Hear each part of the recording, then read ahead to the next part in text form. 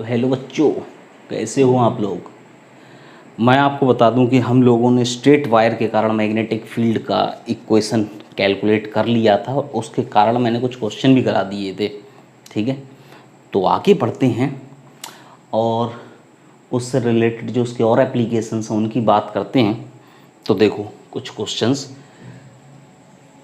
Infinite, semi infinite, वो सारे cases कर लिए थे। ठीक है, तो शुरू करते हैं। मैग्नेटिक फील्ड, ठीक, मान लो ये है ऐसे वायर, ये ऐसे, और ये ऊपर से आ रहा है, लॉन्ग है, ये दोनों लॉन्ग, ठीक, और इसके कारण इस पॉइंट पे निकालना है। इस पॉइंट के कोऑर्डिनेट्स हैं a, ठीक है, करंट ऐसे जा रहा है। ठीक है, तो पॉइंट के कोऑर्डिनेट्स तुमको दे दिए। यहाँ मैग्नेटिक फील्ड कैलकुलेट करना है कि फाइंड आउट मैग्नेटिक फील्ड। ठीक है, ये मान लो पॉइंट O। तो कैसे कैलकुलेट किया जाए, तो देखो इसको कैलकुलेट करने के लिए हम क्या करेंगे, हम ये और इसको आगे ले लो, इसको ऐसे, ये लाइन ऐसे, ये ऐसे और ये ऐसे। ठीक, अब देखो ये वाला एंगल इधर वाला, इसके कारण निकालो। ठीक है, ये एक वायर मान लो और ये दूसरा वायर मान लो, दो वायर मान लो अपनी तरफ से। ठीक है, तो सबसे पहले B1 निकालो। B1 इज इक्वल टू आएगा μ0/4 पाई, करंट I है, दिस इज I ओवर, अब ये कितना है, ये A है और ये भी A है। ठीक है, कोऑर्डिनेट्स का मतलब क्या है, ये डिस्टेंस और ये डिस्टेंस बराबर A है, तो I ओवर परपेंडिकुलर डिस्टेंस। अब देखो ये एंगल कितना हो जाएगा, ये आ जाएगा 45, तो साइन 45 प्लस साइन 90। ठीक, similar B2 is equal to, देखो इसके कारण मैग्नेटिक फील्ड आएगा किधर, अंदर की तरफ, ऐसे निकालो, अंदर आ जाएगा, तो अंदर की तरफ ये वाला डायरेक्शन लगा दो। ठीक है, और B2 इज इक्वल टू कितना आएगा, μ0/4 पाई, करंट डिवाइडेड बाय वही सब, और इसमें भी साइन 45 प्लस साइन 90 बन जाएगा, और ये किधर आएगा, अंदर की तरफ, ये दोनों आ जाएंगे अंदर की तरफ, तो दोनों को जोड़ देंगे। ठीक है, वैल्यू सबको पता है, दोनों को जोड़ देंगे तो नेट मैग्नेटिक फील्ड कितना आएगा, V1 plus B2, this will be answer. ठीक है, इतना काम कर सकते हो जाएगा, सही है। ठीक है, क्लियर दिख रहा है, क्लियर दिख रहा है, ये हो गया। अब आगे बढ़ते हैं। अब देखो, अब अगर मैं तुमसे कहूँ कि magnetic field due to triangular loop,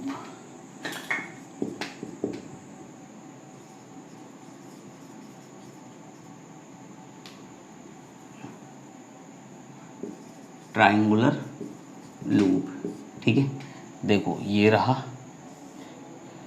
और ये है इक्विलेटरल ट्रायंगल साइड A। ठीक है, इसमें करंट ऐसे फ्लो हो रहा है लूप में, I करंट। ठीक, तो यहाँ निकालो, कहाँ निकालना है, एट सेंटर, सेंटर पे निकालना है, सेंटर या सेंट्रॉइड कुछ भी कह सकते हो। तो सेंटर पे कैलकुलेट करने के लिए क्या करेंगे, देखो देखो एक के कारण निकाल लो, जितना इसके कारण होगा उतना ही इसके कारण होगा, उतना ही इसके कारण, और डायरेक्शन देखो, इसके कारण बाहर, इसके कारण भी बाहर और इसके कारण भी बाहर, तो एक के कारण निकाल लो। मैं कहूँगा net magnetic field will be B1 plus B2 plus B3, और तीनों आएंगे बराबर, तो 3B1 कह सकते हो। नेट मैग्नेटिक फील्ड 3B1 आएगा, 3B1 मतलब किसी एक वायर के कारण, तो B1 निकाल लो, B1 कितना आएगा, μ0/4 पाई। अब देखो यहाँ से ऐसे परपेंडिकुलर ड्रॉप कर लो, ठीक है, और ऐसे करके मिला दो दोनों एंड्स, फाइनाइट लेंथ का वायर हो गया सिमेट्रिक वाला। ठीक, तो तुम देखो ये 90, ये 60, तो ये 30, तो ये कितना 60, और ये भी कितना 60, तो mu not over 4 pi current divided by perpendicular distance. Perpendicular distance ये कितनी हो जाएगी, ये तो तुम निकाल ही सकते हो भाई, ऐसे निकाल लो। ये a/2 है तो लगा दो 1060 इक्वल्स टू परपेंडिकुलर और बेस, इसको मान लो थोड़ी देर के लिए x, ठीक है। तो परपेंडिकुलर कितना a/2 और नीचे कितना x, तो x इक्वल्स टू a/2√3 आ जाएगा, a/2√3 आ जाएगा। तो इसकी जगह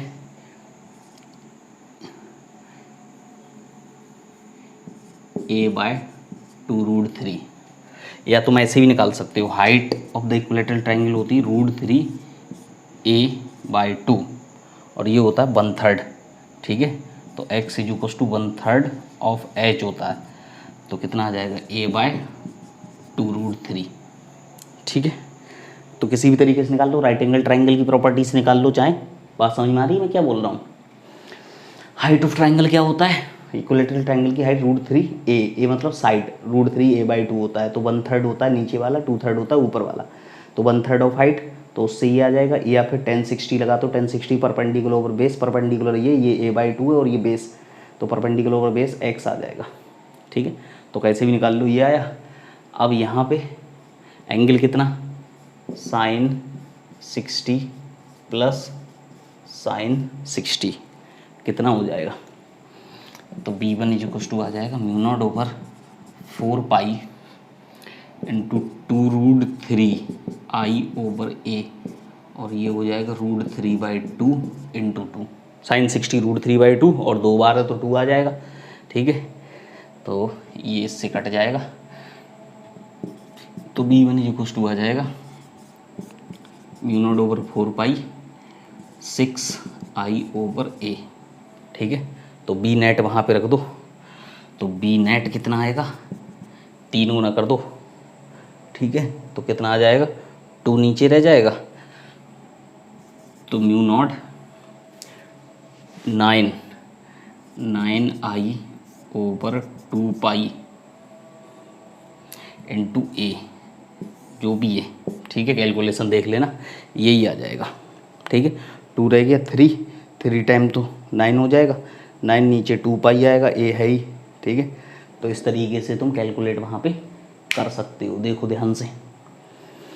तो ये सेंटर पे आ जाएगा, तो सेंटर पे निकालना कोई बहुत बड़ी बात नहीं है, ठीक है। तो अच्छे से ज्योमेट्री से वो वैल्यू निकालनी आनी चाहिए। मिटा दूँ, magnetic field due to square at centre. अब निकालेंगे magnetic field due to square loop at centre, magnetic field due to square loop at centre. अब देखो स्क्वायर लूप के कारण सेंटर पे कैलकुलेट करें तो कैसे करेंगे, तो देखो ये रहा स्क्वायर लूप, ठीक है। स्क्वायर लूप ले लिया, साइड मान लो कुछ भी a, ये रहा सेंटर, करंट मान लो I, ठीक है। इस तरीके से करंट फ्लो हो रहा है, तो किधर आएगा, बाहर, इसके कारण बाहर, तो सबके कारण एक जैसा आएगा, तो मैं कहूँगा B net is equals to 4 time of b1। किसी एक के कारण निकालो, किसी एक के कारण निकालो और 4 टाइम कर दो, तो किसी एक के कारण निकालो, b1 इज इक्वल्स टू कितना आएगा, mu not over 4 pi current divided by perpendicular distance कितनी हो जाएगी, a/2, भाई ये तो a/2 हो जाएगी, और ये एंगल कितना सबको पता है, ये 45, ये 45, ये 90, ये 45 है, दोनों 45 45, ठीक है। तो 2 साइन 45 लिख सकते हैं, तो b1 इक्वल्स टू कितना आएगा, mu not over 4 pi 2i over a into 2 1/√2, ठीक है। तो ये हो जाएगा म्यू नॉट ओवर पाई, 2 से 2 कट गया, मतलब 2 और 2 4 कट गया, तो i ओवर a और नीचे है √2। ये तो आ गया b1। अब टोटल b कितना आ जाएगा, b नेट, तो b नेट बहुत आसान है कैलकुलेशन, बस देखते रहना ध्यान से। 4 mu not over pi root 2a और ऊपर i, ये आ जाएगा। ठीक है, 4 टाइम कर दो, 4 हैं एक जैसे, तो आंसर आ जाएगा। सही है।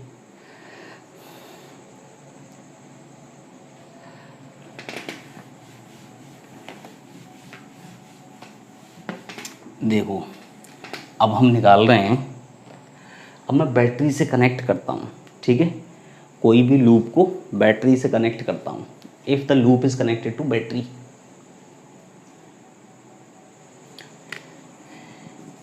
इफ लूप इज कनेक्टेड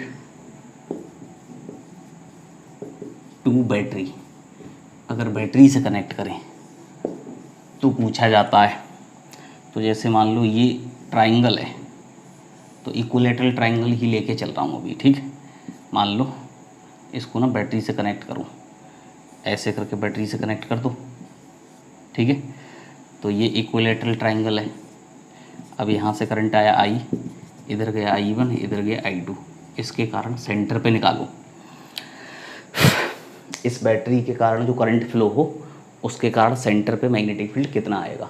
ठीक, तो देखो एक बात समझो भाई, यहाँ से करंट ऊपर घूम के ऐसे आएगा और यहाँ से करंट ऐसे आएगा। तो करंट जो चला इसकी लेंथ A है, तो इस पूरे वायर की लेंथ 2A। तो रेजिस्टेंस कैसा होता है, रेजिस्टेंस से डायरेक्टली प्रोपोर्शनल टू लेंथ होता है। तो मैं कहूँ R1 over R2 equals to 1/2 हो जाएगा। क्यों भाई, R1 इसका होगा, इसकी लेंथ A है और इसकी लेंथ A प्लस A2A है, तो इसका रेजिस्टेंस भी डबल होगा। बाकी सब तो एक जैसा होता है, बाकी सब बोला भी जाएगा, समझ लो, तो वो एक जैसा होगा।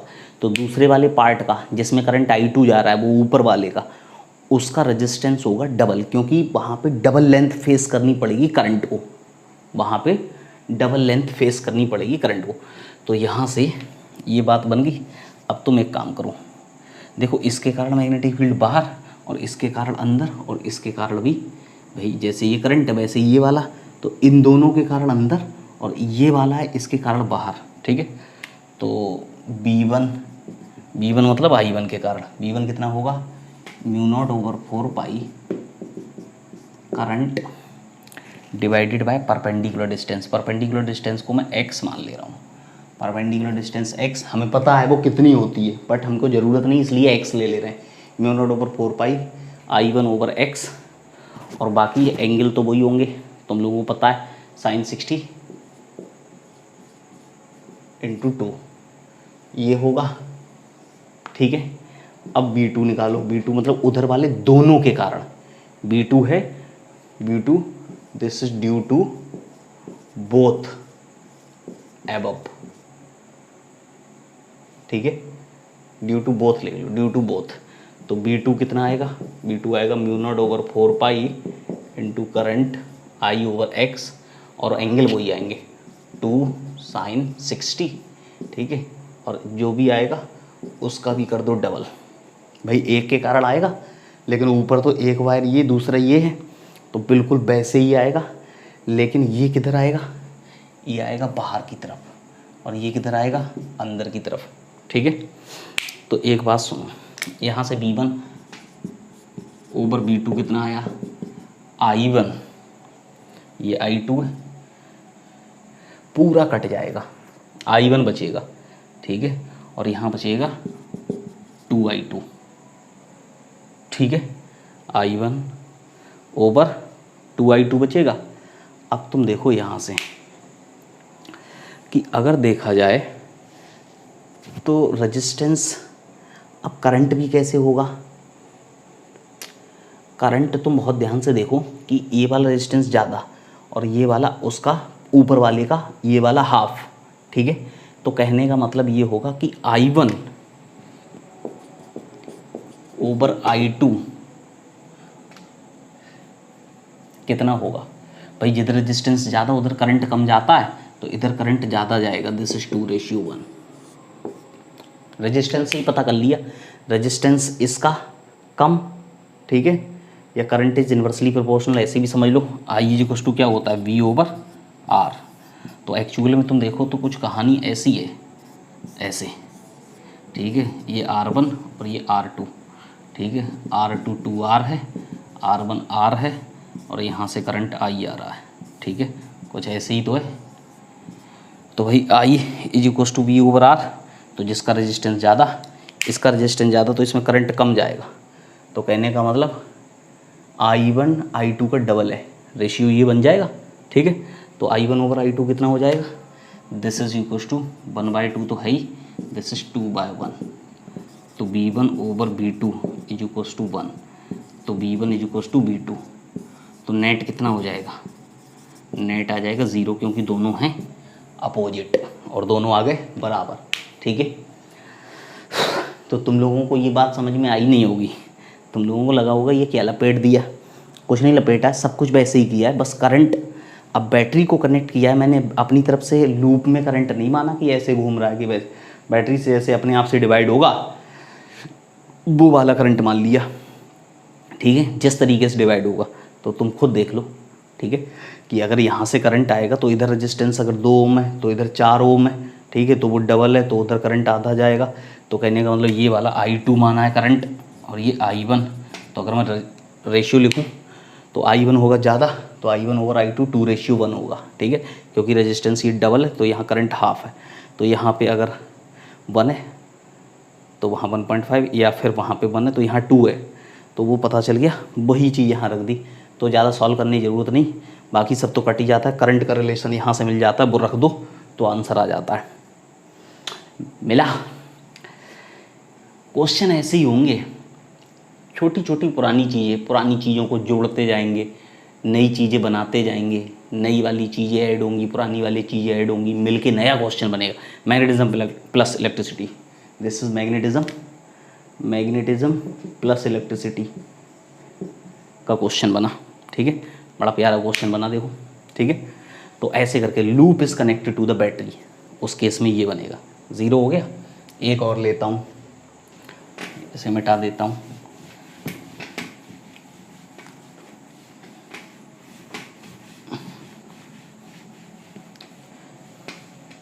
ठीक है। अब स्क्वायर लूप ले रहे हैं, स्क्वायर लूप। अगर स्क्वायर लूप लिया जाए तो स्क्वायर लूप तो ऐसा होगा, ठीक है। अब यहाँ बैटरी कनेक्ट कर दो, ऐसे कर दें कनेक्ट, ठीक है, कोई 2 एंड्स के बीच में कर दो, मैंने यहाँ की है, ठीक। अब ये स्क्वायर है तो यहाँ से करंट I आया, तो इधर मान लो I बन गया, तो ऊपर गया I2 पूरा ऐसे घूम के आएगा। अभी एक बात समझ में आ रही है, इसकी लेंथ A, लेकिन ये पूरा घूम के आएगा तो 3 ये मिलेगी, ठीक है। तो मैं अगर ऐसे करके बनाऊँ कि ऊपर वाले का रेजिस्टेंस और नीचे वाले का रेजिस्टेंस, तो मुझको पता चल गया कि ये जो I1 वाला है अगर ये R है, तो जो I2 वाला है ये कितना होगा 3R, ठीक। तो मैं एक बात कह सकता हूँ कि इसमें ज़्यादा जाएगा, इसमें कम, तो I1 over I2 equal to 3:1 बन जाएगा कि नहीं। ये सिंपल सी बात तो समझ में आने लगी। अब सेंटर पे निकालो, तो सेंटर पे निकालने का तरीका वही, ठीक है, ऐसे करके ले लो, ये वाले एंगल सबको पता है, ठीक है, ये कैसे होते हैं 45, ठीक। तो सबसे पहले मैं B1 लिख रहा हूँ, B1 I1 वाले के कारण है, तो B1 इज इक्वल टू, अब μ0 ओवर 4 पाई क्या लिखना फालतू, K लिख लो, ठीक है। Current divided by perpendicular distance x मान लो, A/2 है, x मान लो, ये क्या है x, ठीक है। और sin 45 तो 2 sin 45 लिख लो। सिमिलर B2 कितना होगा 3 टाइम होगा ऊपर वाले किसी एक के कारण, तो I2 over x into 2 sin 45 divide कर लो। B1 over B2 is equal to कितना आएगा I1 ओवर 3I2, ये आ गया। अब I1 ओवर I2 यहाँ से रख दो, I1 ओवर I2 यहाँ से रख दो, तो B1 ओवर B2 कितना आ गया 1/3 इंटू 3/1 कट गया, तो B1 इज इक्वल टू कितना आ गया B2, तो B net is equal to कितना हो जाएगा 0। क्यों? क्योंकि देखो इसके कारण बाहर और इन सब के कारण अंदर, ठीक है। तो वो तीनों मिलके एक डायरेक्शन में, वो तीनों मिलके अंदर हैं और ये बाहर है, तो डायरेक्शन तो पहले से ही अपोजिट और बराबर आ गए। ये तीनों का मिला के जितना आया अकेले उतना आया। बात समझ आ रही? तो ऑटोमेटिकली जैसे उधर 3 बनते हैं तो करंट ऑटोमेटिकली 1/3 जाता है। तो कहने का मतलब जो करंट है और तीनों को मिला के, वो तीनों को मिला के करंट मिला के वो 1 के बराबर ही होता है, वो ये नीचे वाले 1 के बराबर, इसलिए फिर से 0 हो गया। ठीक है। तो यहाँ से एक कंक्लूजन लिखेंगे कि कोई भी पॉलीगन हो, कोई भी पॉलीगन हो, अगर तुमने उसके कोई भी एंड्स के अक्रॉस, जैसे मैं एक और कराऊंगा और उसको भी देख लो, ठीक है, इसको नोट कर लो, कर लिया। देखो अगर इसको मिटा दिया जाए तो ज़रूरी नहीं कि मैं तो कहीं पे भी कनेक्ट कर दूँ बैटरी, ठीक है। जैसे मान लो अगर ये है, मैं ऐसे बैटरी कनेक्ट कर दूँ, मान लो इनके बीच में, जैसे यहाँ पे बैटरी कनेक्ट कर दी ऐसे,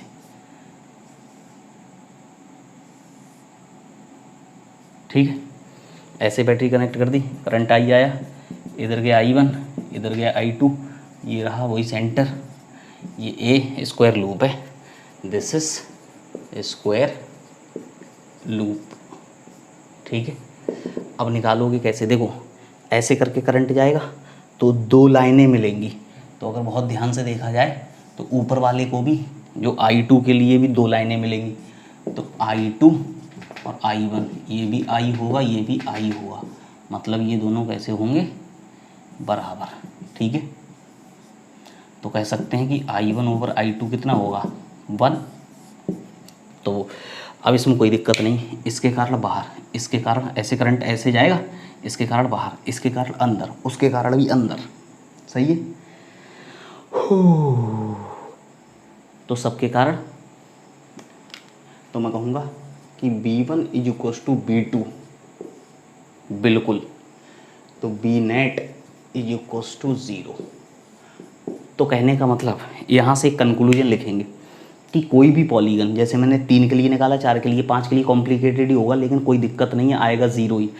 अगर कोई भी पॉलीगन हो और उसकी कोई भी 2 साइड के बीच में अगर बैटरी लगाई जाती है, अगर कोई भी पॉलीगन हो उसकी कोई भी 2 साइड के बीच में अगर तुम बैटरी लगाओगे तो उसके सेंटर पे net magnetic field will always be 0, ठीक है, for any polygon.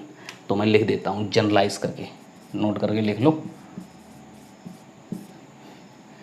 For any polygon, for any polygon magnetic field at center will be 0 if battery is connected between any 2 arm, ठीक है। कोई भी 2 आर्म के बीच में अगर बैटरी कनेक्ट करते हो फॉर एनी पॉलीगन, पॉलीगन मतलब ट्राइंगल होगा, स्क्वायर होगा, पेंटागन होगा, हेक्सागन होगा, व्हाटएवर, सही है, बात समझ में आई। तो सारी चीज़ें क्लियर हो गई। इलेक्ट्रिसिटी प्लस मैग्नेटिज्म जोड़ के क्वेश्चन करा रहा हूँ, ठीक है। मिटा दूँ इसको। तो बैटरी से कनेक्ट होने वाला लूप तो गया, अपना काम करने। अब आगे बढ़ते हैं। देखो एक बात को समझो,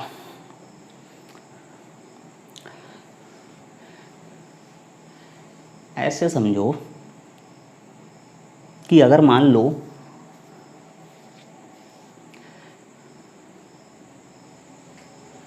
अगर मैं तुमसे कह दूं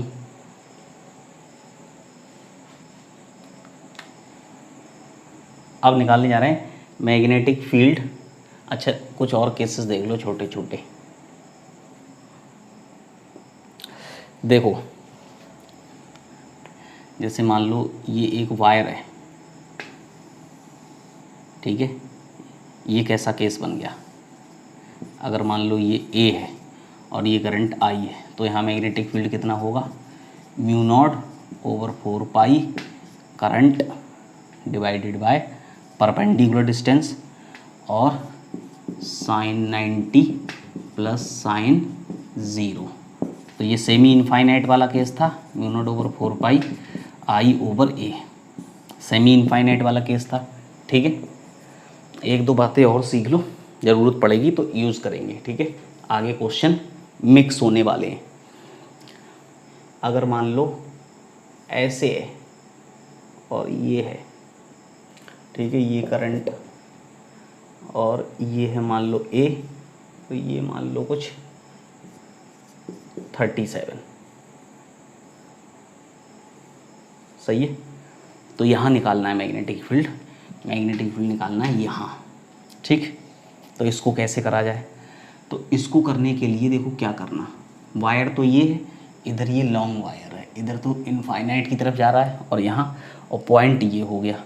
तो क्या करना है, इसको आगे बढ़ाना। ठीक है, आगे बढ़ाया ऐसे, आगे बढ़ाने के बाद इससे ना परपेंडिकुलर ड्रॉप कर देना, क्योंकि हमको वायर से कौन सी डिस्टेंस चाहिए, परपेंडिकुलर। ये मैं कह देता हूँ, ये मान लो दे दिए तुमको, ये है ए, सही, ये कितनी है, ए दे दी। ठीक, तो ये 37, ये 90, तो ये 53, तो ये 37। ठीक है, सही है। तो हमको ये चाहिए, दिस इज डी। ठीक है, तो डी इज इक्वल्स टू कितना आएगा, डी इज इक्वल्स टू आएगा ए कॉस, देखो 90 के सामने ये हैप्टर्नस है, ठीक है, और ये बेस हो गया, तो ए का cos component, this is a cos 37। तो डी इज इक्वल्स टू आया ए इंटू कॉस 37 की वैल्यू 4/5। ठीक है, तो 4a/5 हो गया, डी मिल गया। अब एंगल देख लो। ठीक है, एंगल देखो, तो देखो एक एंड ये है, दूसरा इनफाइनाइट पे, और देखना है इस परपेंडिकुलर वाली लाइन से। तो एक मिनट इसको यहाँ फिर से बना लो ऐसे, यहाँ से देखना है।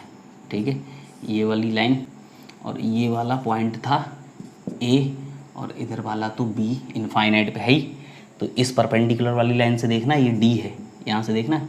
तो यहाँ से ये वाला एंगल देखो, और दूसरा ये वाला, तो इधर वाला तो कितना हो जाएगा, ये वाला तो 90 ही होगा भाई। इनफाइनाइट वाला कितना होता है, वो तो 90 होता है, तो वो वाला फालतू मुझे लिखने की ज़रूरत नहीं है, मैं तो दूसरा वाला समझ लेता हूँ। इनफाइनाइट वाला सबको पता है वो 90 होता है। ठीक, तो कहने का मतलब इस परपेंडिकुलर लाइन से दोनों एंगल, तो दूसरा वाला ये।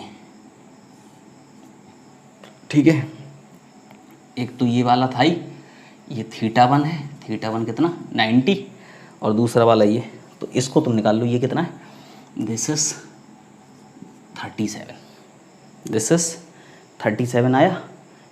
दोनों एंड्स का एंगल निकालना होता है, भूल गए क्या होता था, ऐसे ऐसे ऐसे और ऐसे। ठीक है भाई, इस परपेंडिकुलर वाली लाइन से एक ऊपर वाले एंड का एंगल और एक दूसरे नीचे वाले, तो दोनों एंगल निकालते थे ना, एक इधर आता था, दूसरा इधर आता था, ये θ1 था, ये θ2 था। ठीक, अब ये इधर की तरफ होता था, वो उधर की तरफ, अब ये उल्टा हो जाए तो माइनस लगाएंगे। ठीक है, तो θ1 कितना 90, θ2 कितना -37, ऐसे लगाना, सही है। तो कितना आ जाएगा,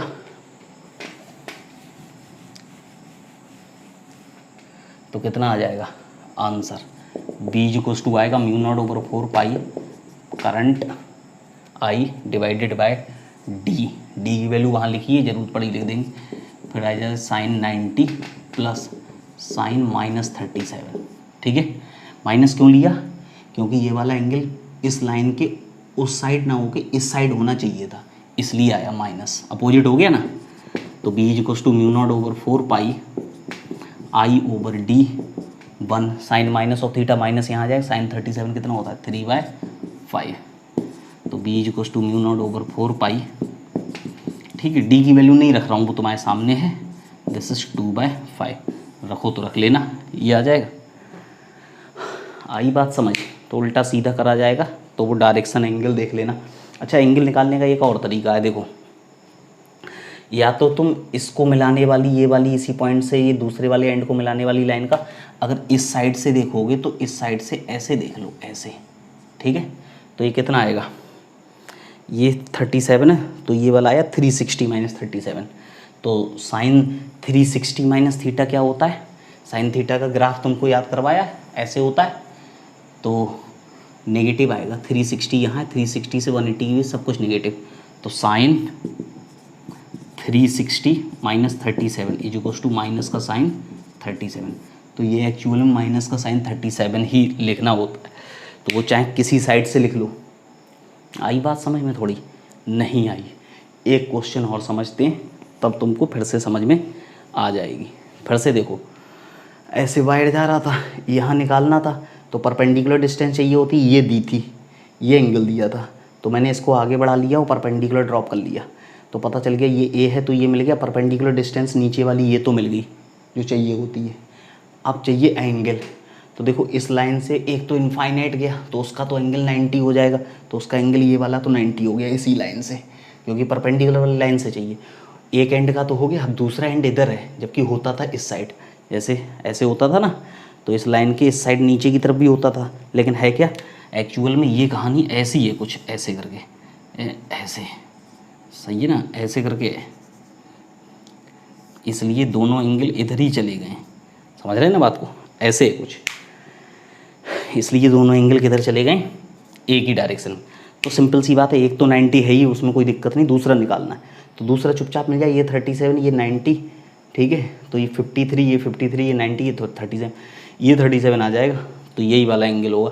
लेकिन डायरेक्शन इधर होने के बजाय इधर है, इस डायरेक्शन में होने के बजाय इस डायरेक्शन में, इसलिए माइनस का साइन एक एक्स्ट्रा लगेगा, क्योंकि उल्टा है, जो हमने ड्राइव किया है उस हिसाब से उल्टा है। ठीक है, तो एक क्वेश्चन मैं और कराता हूँ, फिर आते हैं हम मैग्नेटिक फील्ड ड्यू टू।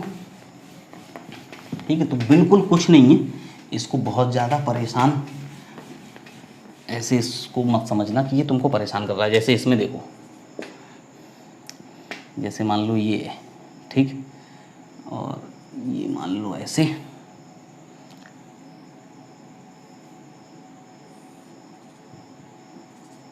ये वायर है, ठीक, इसमें करंट आई जा रहा है, सही। अब मैंने कहा ये एंगल तुमको दे दिया,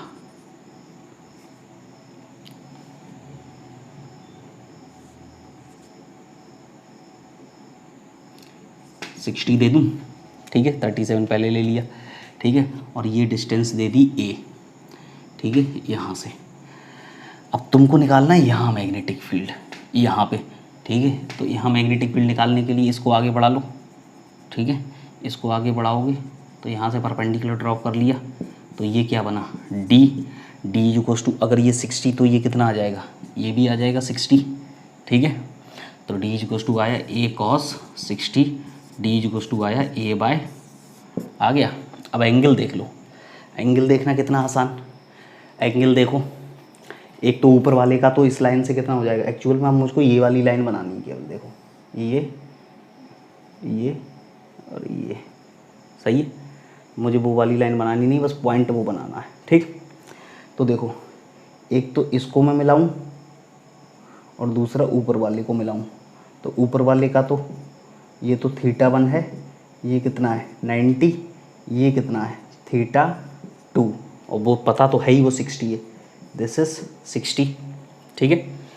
तो मैं कैसे करके लिखूं, एक्चुअल में 60 की जगह -60 यहीं लिख दोगे तो और अच्छा रहेगा, तो ऐसे लिख लो, θ1 इक्वल्स टू 90 होगा, θ2 इक्वल्स टू -60 होगा, ठीक। तो मैग्नेटिक फील्ड लिखना कितना आसान होगा, μ0/4π current divided by perpendicular distance D मुझे पता है A/2 है, और दूसरा है साइन 90 प्लस साइन -60, तो कितना आ जाएगा, यहाँ से आ जाएगा B इक्वल्स टू μ0/4π I/D 1 माइनस साइन 60 √3/2। सॉल्व कर लेना, बाकी तो सॉल्व हो ही जाता है, उसमें तो कोई इशू नहीं है।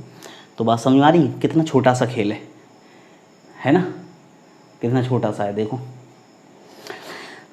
अब ये बातें पूछी भी जाती हैं, इंटरमीडिएट पार्ट है क्वेश्चन का, जब आगे लेंदी क्वेश्चन बनाएंगे टिपिकल, तो उसका पार्ट बनेगा, ठीक है, समझ गए। मिटा देते हैं अब हम कैलकुलेट करेंगे magnetic field due to circular loop on its axis current carrying circuit. तो लिख देता हूँ, this is magnetic field due to current carrying circular loop on its axis, on its axis। ठीक है, देखो मान लो ये एक करंट कैरिंग लूप है, ठीक है। अब ये कौन से प्लेन में रखा है, ये करंट इस तरीके से इसमें फ्लो हो रहा है, loop in YZ plane, loop किस में, YZ प्लेन में। और अगर इधर से देखोगे, ठीक है, यहाँ से, तो इसमें ऐसे दिखेगा करंट, ऐसे करंट कैसे दिखेगा, ऐसे ऐसे ऐसे, दिस इज एंटी क्लॉकवाइज, ठीक है। तो यहाँ से इसको कैसे दिख रहा है, एंटी क्लॉकवाइज, ठीक। तो ये है सेंटर, और यहाँ से मान लो ये x डिस्टेंस पे कैलकुलेट करना है, और इसकी रेडियस है, मान लो ये सेंटर है और ये रेडियस है, इसकी रेडियस है कैपिटल R लूप की, ठीक। तो यहाँ पे एक छोटा एलिमेंट लेंगे, element, this is element, this is element AB, similar element फिर यहाँ लेंगे एकदम बिल्कुल ही बॉटम वाले पॉइंट पे, ठीक है। दिस इज आइडेंटिकल PQ, ठीक है। तो एलिमेंट लिया वहाँ पे, तो तुम देखो ध्यान से, ऐसे है ना, तो यहाँ पे करंट एकदम ऐसे आ रहा होगा, ठीक है। यहाँ पे करंट कैसे आएगा, ऐसे, तो एकदम बाहर की तरफ टॉप मोस्ट पॉइंट पे लिया है, this is eight top point, ठीक है, टॉप मोस्ट पॉइंट। अब इसके कारण यहाँ पे देखो मैग्नेटिक फील्ड, करंट एलिमेंट तो मिल गया, अब इसके कारण यहाँ पे निकालेंगे मैग्नेटिक फील्ड। अब मैग्नेटिक फील्ड अगर तुमको निकालना है, ठीक है, इधर से देखा था तो मैग्नेटिक फील्ड होगा किधर, तो ऐसे समझो, ये तो ऐसे यहाँ पे आइडियल ऐसे, और ये R हो गया, तो आइडियल क्रॉस R, भाई आइडियल ऐसे और R ऐसे हो गया, ठीक है, दिस इज R, ठीक। तो आइडियल कैसे, एकदम यहाँ पे लूप ऐसे करके है, तो एक तरीके से ऐसे आ रहा है, ठीक है, बाहर की तरफ, और ये वाला एकदम अंदर जा रहा है, ठीक है। ये वाला करंट कैसे आ रहा है, बाहर, तो करंट एलिमेंट ऐसे बाहर की तरफ, तो आइडियल क्रॉस R, तो एकदम इसके परपेंडिकुलर लाइन बनेगी, आइडियल क्रॉस R, ये बनेगा DB1, ठीक। तो मैं कहता हूँ अगर ये एंगल थीटा है तो ये 90 - थीटा है, तो ये है थीटा। ऐसे ही सिमिलर, ठीक, इसके कारण भी निकालोगे, अगर इसके कारण निकालोगे यहाँ पे, तो ये कैसे आएगा, अंदर है, ठीक है, तो अंदर से ऐसे घुमाओ, ठीक है, तो अंदर से ऐसे घुमाओगे तो एकदम ऐसे आ जाएगा, दिस इज DB2, ठीक। तो अब देखो याद करने का तरीका मैं सिखा देता हूँ, एकदम R के परपेंडिकुलर ये बनाना है, ठीक है, ये परपेंडिकुलर है। मैंने कहा था कि अब देखो सबसे पहले तो ये ले देते कि magnetic field due to element AB, ठीक, कितना आएगा, DB1 कितना आएगा, μ0/4 पाई, दिस इज IDL, इसकी लेंथ वही है, इसकी लेंथ कितनी है, DL, करंट कितना है I, तो IDL, बाकी साइन, अब ये कितना हो गया, साइन थीटा, थीटा कितना, 90 कैसे, 90 ऐसे, आइडियल ऐसे, और ये वाली लाइन हमेशा परपेंडिकुलर, क्योंकि ये XY प्लेन में लाइन बनी हुई है और ये हमेशा Z एक्सिस के लॉन्ग, तो IDL और R के बीच में, आइडियल हमेशा किधर है, मार्कर के अलॉन्ग, जैसे मार्कर रखा है, मतलब पॉजिटिव Z एक्सिस के अलॉन्ग है, ऐसे, ठीक है, और ये वाली लाइन ऐसे जा रही है, तो इनके बीच का एंगल 90, तो साइन 90, आइडियल साइन 90 ओवर ये R², ठीक है, ये DB1 आ गया। तो dv1 इज इक्वल्स टू आ जाएगा mu not over 4 pi this is I D L over R की वैल्यू रख देता हूँ आर के और एक्स के टर्म्स में, तो X square plus R square, ठीक है, साइन 91 हो गया। सिमिलर अगर db2 देखा जाए this is mu not over 4 pi I D L over बिल्कुल वही X square plus R square, ठीक है, ये आर कितना है, दिस इज रूट में R square plus X square, ठीक है, तो रूट हट जाएगा। तो देखो ये एंगल सिमिलर थीटा, तो ये एंगल सिमिलर थीटा, तो Y component cancel out, Y component cancel out, ठीक, और एक्स कंपोनेंट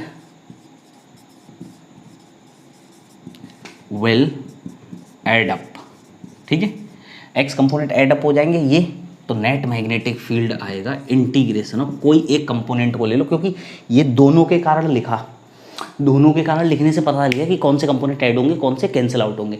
तो ऐड हो रहे हैं एक्स कंपोनेंट, तो कोई एक एक्स कंपोनेंट उठाओ और इंटीग्रेट कर दो, कोई एक को उठाओ और इंटीग्रेट कर दो, क्योंकि दो के लिए नहीं निकालना है, पूरे लूप के लिए निकालना है। तो लूप को निकालने का तरीका क्या, एक को उठाओ और इंटीग्रेट कर दो, तो डी बी साइन थीटा का इंटीग्रेशन, ठीक है, तो डी बी का मतलब D B one, D B one, D B two कुछ भी लिख सकते हो, तो बी इज इक्वल टू आ जाएगा integration mu not over 4 pi I D L over X square plus R square और साइन थीटा, साइन थीटा कितना, sine theta R over root में R square plus X square, ठीक है, ये हो जाएगा।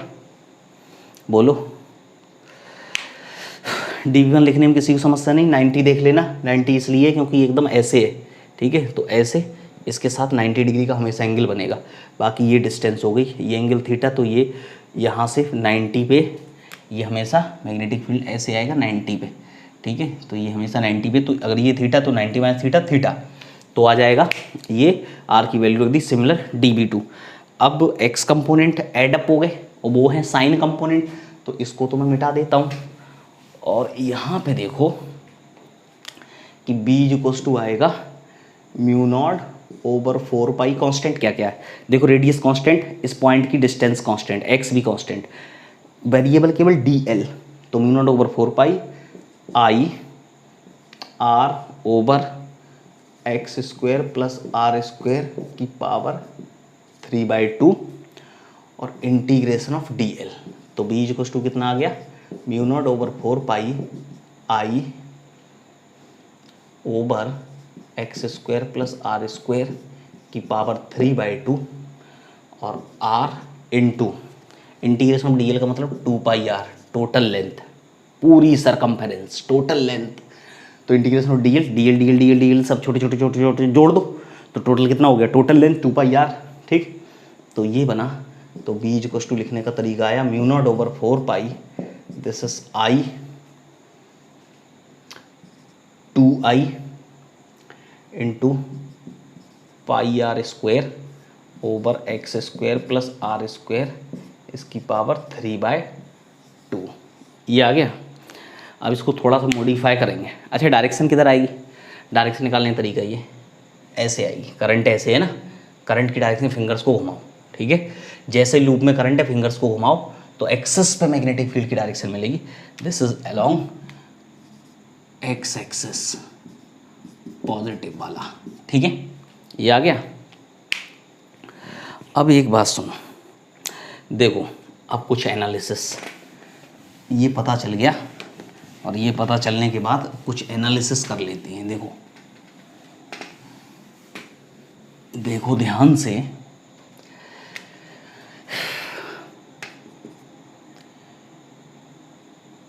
कि b इक्वल्स टू आया mu not over 4 pi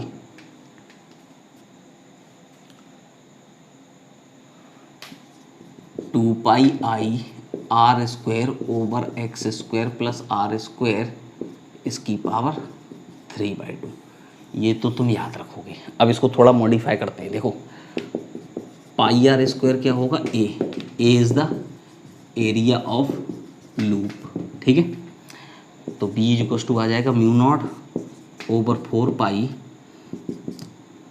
2i into A over X square plus R square की पावर 3/2।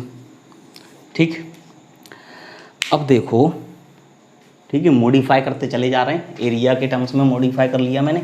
अब एक नई क्वांटिटी होती है, एक होता है magnetic dipole movement. Magnetic dipole movement वो क्या होता है, उसको तुम अभी याद कर लो। दिस इज आई इंटू ए। किसी भी करंट कैरिंग लूप में जो करंट होता है, this is just product of I and area. ठीक है, क्या होता है मैग्नेटिक डायपोल मूवमेंट, नई क्वांटिटी है। तो तुम देखो, if loop has n turns,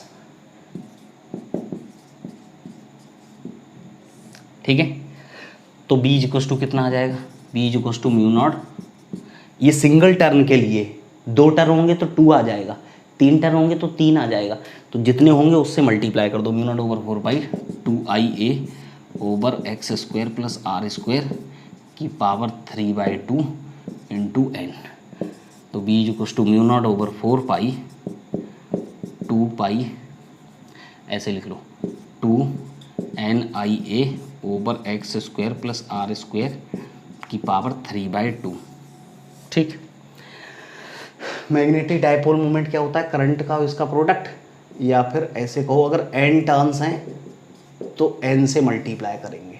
ठीक है, अगर n टर्न्स हैं, if n number of turns तो n से मल्टीप्लाई करो, तो NIA को लिखोगे m, NIA को क्या लिखोगे m।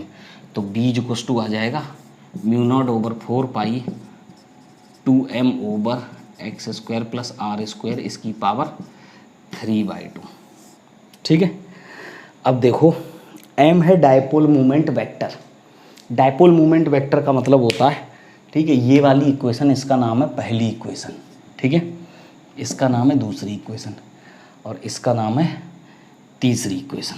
ठीक है, एक रेडियस के टर्म्स में, दूसरी एरिया के टर्म्स में, तीसरी मैग्नेटिक डायपोल मूवमेंट के टर्म्स में। ठीक, तो अभी मैग्नेटिक डायपोल मूवमेंट को मैंने ज़्यादा डीप में डिफाइन नहीं किया है, आगे आएगा फुल फॉर्म में। अभी इतना याद कर लो कि m is equal to I A, N number of turns है तो NIA, वो क्या है, उसको एक मैग्नेटिक डायपोल मूवमेंट एक नई क्वांटिटी से रिप्लेस कर देते हैं। तो n नंबर ऑफ टर्न्स हैं तो मैग्नेटिक फील्ड n टाइम आ जाएगा, तो n से मल्टीप्लाई कर दिया था।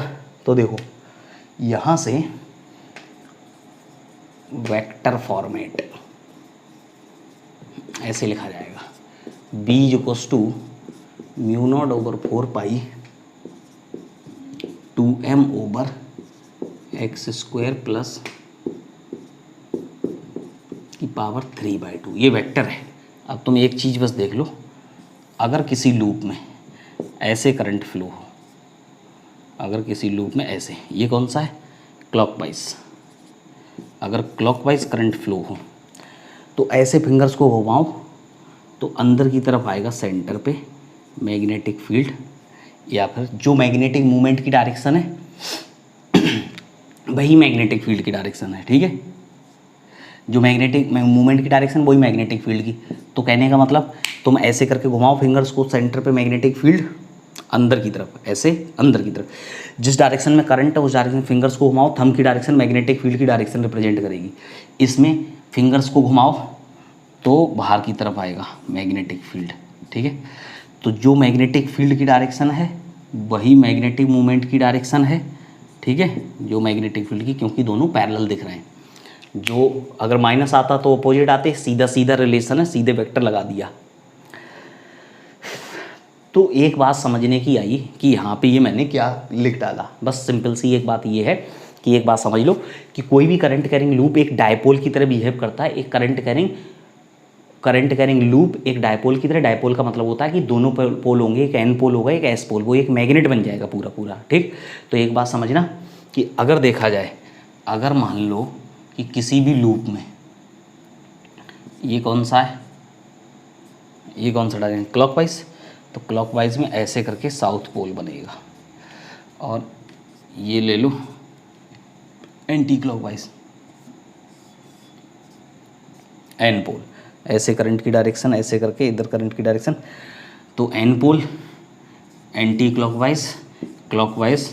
तो जिधर से लूप में तुमको क्लॉकवाइज दिखे तो उधर कौन सा पोल बनेगा, डायपोल का मतलब एक बात समझ लो कि डायपोल मुझे बोलने का मतलब ही है कि वहाँ पे दोनों पोल होंगे, मतलब एक कंप्लीट मैग्नेट बनेगा जिसमें एन और एस पोल होंगे। तो ये करंट कैरिंग लूप एक डायपोल की तरह बिहेव करता है, मतलब उसमें दोनों वो एन पोल और एस पोल होते हैं एक साइड से। अगर मैं उस लूप को इधर से देखूंगा तो मुझको क्लॉकवाइज करंट दिखेगा, तो उधर से अपने आप एंटी क्लॉकवाइज दिखेगा, ठीक है। इधर से देखोगे और इधर से देखोगे तो अपोजिट हो जाएगा 180 डिग्री, ठीक है। तो कहने का मतलब जिधर से क्लॉकवाइज दिखे उधर साउथ पोल दिखेगा, जिधर से एंटी क्लॉकवाइज दिखे नॉर्थ पोल, ठीक है। तो एक लूप जो है वो किसकी तरह बिहेव करता है, मैग्नेटिक डायपोल की तरह, तो इसलिए डायपोल के टर्म्स में आ गया, ठीक है। ये इक्वेशंस अपने पास आ गई। तो हमको पता चल गया कि मैग्नेटिक फील्ड लूप के कारण, मैग्नेटिक फील्ड निकालने का तरीका क्या है, सेंटर पे फिंगर्स घुमाओ, करंट की डायरेक्शन फिंगर्स को घुमाओ तो मिल जाएगा। एन पोल एस पोल भी पता चल गया कि लूप में क्लॉकवाइज करंट दिख रहा है तो एस पोल दिखेगा, और एंटी क्लॉकवाइज करंट दिख रहा है तो एन पोल दिखेगा उधर से, ठीक है।